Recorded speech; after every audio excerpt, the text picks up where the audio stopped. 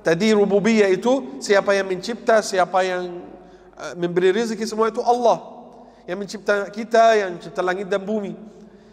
Urusan ibadah itu ulama kasih namanya uluhiyah, yakni ibadah. Kita berdoa kepada siapa? Kepada Allah. Kita minta pertolongan dari siapa? Dari Allah Subhanahu wa taala.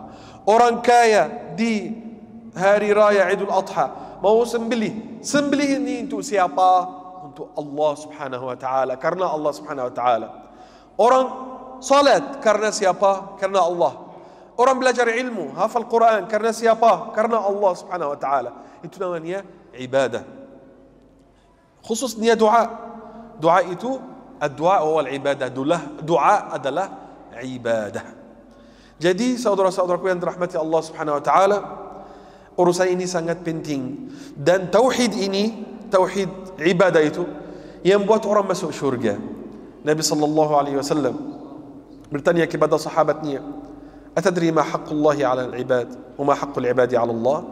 Apa hak yang paling besar dari Allah Subhanahu wa taala atas manusia, untuk Allah dan manusia, dan hak yang paling besar atas manusia, yang hak Allah yang paling besar atas manusia, dan hak manusia yang atas Allah. Apanya? Dia bilang Allah wa rasuluhu a'lam. Allah dan Rasulnya lebih mengetahui. Nabi SAW menjawab, haqqullahi 'ala al-'ibad, hak Allah atas hambanya, ay ya'buduhu wa la yusyriku bihi syai'a. Beribadah kepadanya dan tidak melakukan syirik sama sekali. Dan hak manusia, hak hambanya Allah itu atas Allah, kalau mereka melakukan ini, mereka masuk syurga. Tauhid saja buat orang masuk syurga. Yani keselamatan kita di dunia dan di akhirat dalam tauhid. Tauhid kepada Allah Subhanahu wa taala.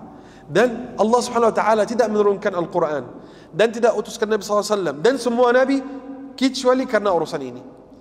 Walaqad ba'athna fi kulli ummatin rasula. Dan sesungguhnya kami mengutuskan kepada setiap umat rasul. An i'budullah, bahwa menyembahlah Allah. Wajtanibut taghut, dan jauhkan dirilah dari semua berhala, semua tuhan-tuhan yang tidak berhak untuk diibadahi. Allah Subhanahu wa taala berfirman, "Wa ma khalaqtul jinna wal insa illa liya'budun." Aku tidak menciptakan jin dan manusia melainkan beribadah kepadaku. Di saudara-saudaraku, iman kepada Allah artinya iman bahwa Allah yang cipta kita, yang memberi rezeki untuk kita, yang cipta semua makhluk, dan Allah Subhanahu wa taala yang layak untuk kita beribadah kepadanya. Tidak ada yang layak ini kecuali Allah Subhanahu wa taala.